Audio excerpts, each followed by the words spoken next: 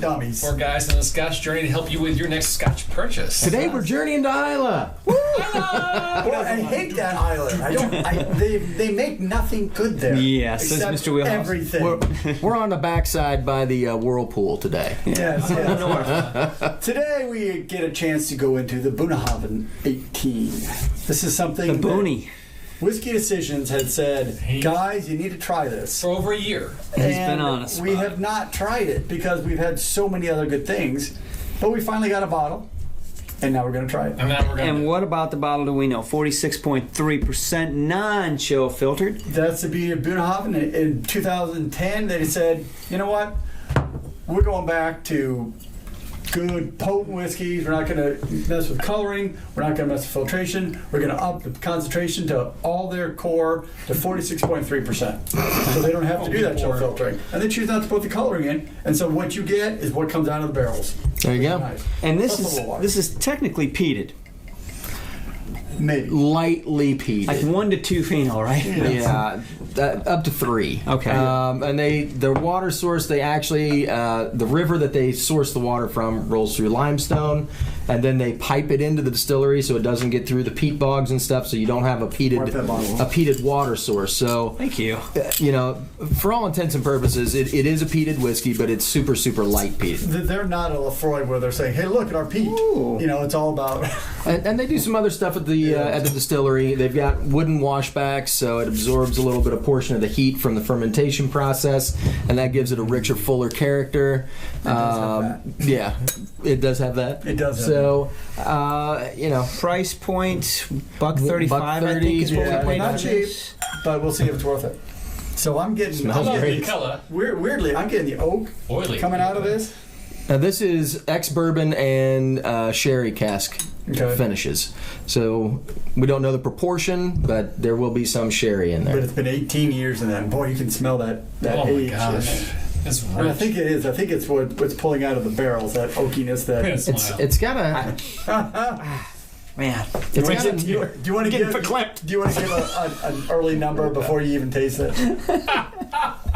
you're calling your shot. I know. Is there a kid in the hospital watching you play right now? Feeling pretty good about this, Mark's boys. gonna hit one for me. He said he was going the to. nose on it, man.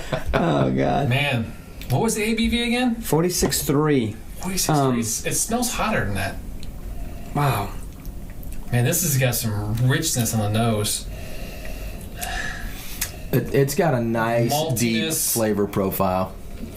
It's Ruby got reds. it's got like a custardy quality. It's got some leather in it. Yeah. Definitely. Man. There's a hint of like Yep. there's a cherry quality to it, but not like maraschino cherries. Like Dark. Sour yeah, those cherries. like sour cherry. Man, there's something Wow. else too. There's a chocolate, And- bitter chocolate on it, dark Yeah. chocolate. There are so many layers in that. Oh, that's Well, not and I nice. get a little bit of the sherry, but it's not like a sherry bomb. It's like a nice light hint of the sherry. You can tell it's there. I can get it on the How nose. do you get all that Biscuit. other Holy. rich cherries and figs and all that kind of? Is that coming from the sherry? Or is that coming from just the bourbon barrels? That's a tasty dram. I don't know. I gotta think about this one for a minute. We might need to like pause the video because I'm gonna ponder for a while. How is it rich? There's a Well, mouthful now on there. the second sip, I get a little bit of that saltiness coming through. Sure. I think it's a little bit of that bitterness from that dark chocolate, maybe. Like that. I had some over Christmas, some like dark chocolate, like bitter chocolate with sea salt on it and caramel in the middle, and that's what I'm getting. There you go. There you go. Like if you could turn that into a scotch, You'd have Bunnahabhain 18. but this has more. Like there's so many layers to this. This is what I call a thinking dram. This is something you want to ponder with, have a glass, Wow. let it sit for a while, because this is Keep complex. the glass. You definitely want to pay attention to it because otherwise you're going to miss something.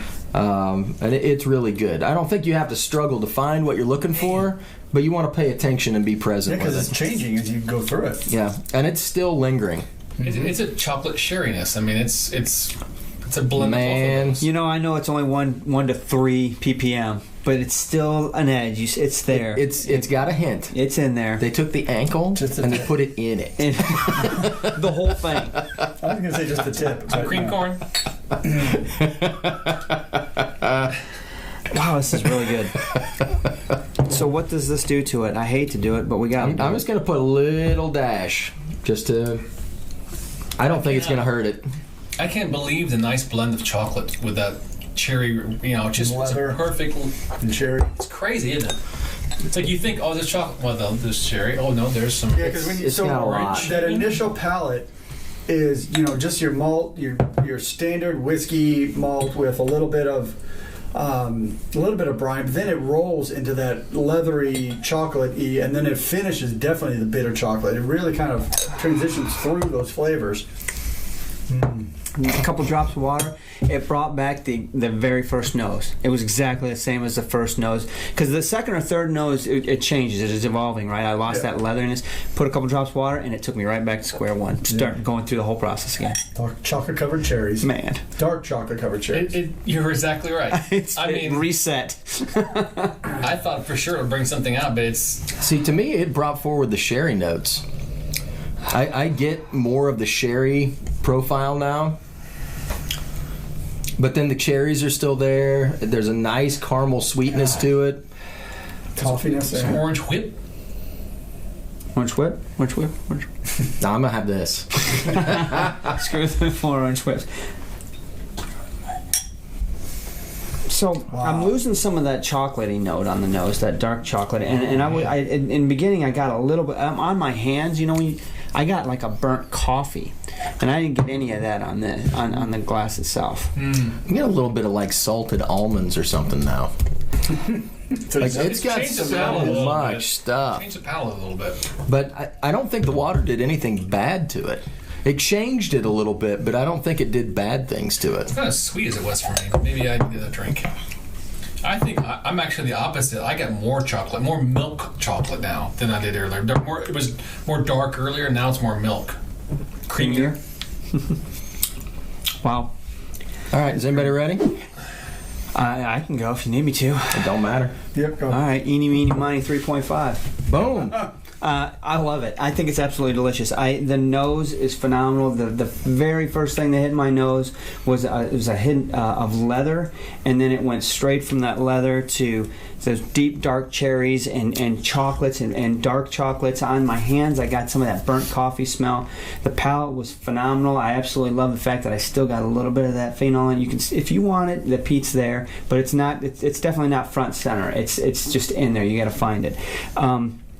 I think water was wonderful on it. It didn't do anything negatively. It actually just reset the nose for me. It did change the palate a little bit as far as being not quite as bitter, not quite as salty, a little bit more creamy. But if you can't sit down with this and enjoy a glass of this, man, maybe you don't need to be drinking Scotch. It's absolutely delicious. You should throw that out I'm there. just saying, there's just nothing wrong with You go back to bourbons or it. It's something, or really, vodka. really, really good. I mean, Drew gave me an inadequate it's pour. I did. You missed it, but I gave you a little bit more. that's every I didn't see pour. that. All right, so I'll move on. 3.5. This is a great. We started out with this rich chocolate cherry sweetness, and the nose was really that. Man, I don't even remember what the initial nose was. The oak and the barrel influence on this, the wood influence. I think it's much stronger than I was expecting. And it's been a while since I've had a Scotch that had so much wood flavoring in it. And I think pulling that, when you add the water to that, it kind of brings out some of the chocolate, makes it more creamy, but I think brings up some of that caramel and the toffee that you don't get on that initial kind of 46% value. I want this bottle. I've got to say this is a 3.5, a strong 3.5 for me, even though it's not a heavily peated, but it's that deep, rich flavorings that I enjoy. And this is one where you can sit back and just let you think about it, and that's what I love about this. So I'm going to give this a solid 3.5. $1.35. It is an expensive bottle. It's a specialty bottle, but if you've got the cash, you won't be disappointed. You're right. It is a specialty bottle. I'm going to go the opposite way a little bit, guys. Shocking. I actually think it is a good bottle, but I'm gonna keep it simple too. If you like chocolate, you're gonna love this Scotch because it's a lot of chocolate for me. It's almost overload on chocolate and not enough other things for me. I think it's still very delicious. I think it's a really good dessert Scotch, something you want when you're wanting that sweetness to it, that kind of chocolate dessert thing going on. I think it's a great Scotch. But to me, my palate personally, I think it's a little too much on that side, especially when you factor in the price. And you guys can take it. That's great. I'm just telling you my opinion. I know. My opinion is it's too much chocolate. You're right, bro. It's too much chocolate for me, but especially for $135. There's some more things I'd buy for that personally. Is it worth that price? If you love chocolate and you like, it's complex enough for that. I'd say pull a trigger for sure. My personal taste, I'm gonna knock it down for a little bit. I'm gonna give it. I think it's still delicious. I can tell it's very complex. It's a really good Scotch. I'm gonna give it a 3 because it's worth that. But you gave it. What'd you give it? A 3.5? Yeah. So I think it's still good at a 3, but not a 3.5 for me. No problem. So here's what I got on this Scotch. It is a deep, rich, complex dram. I like you could get anything you wanted out of this. Yeah, why don't you do that? It had the sherry, it had some brine, it had a little bit of smoke.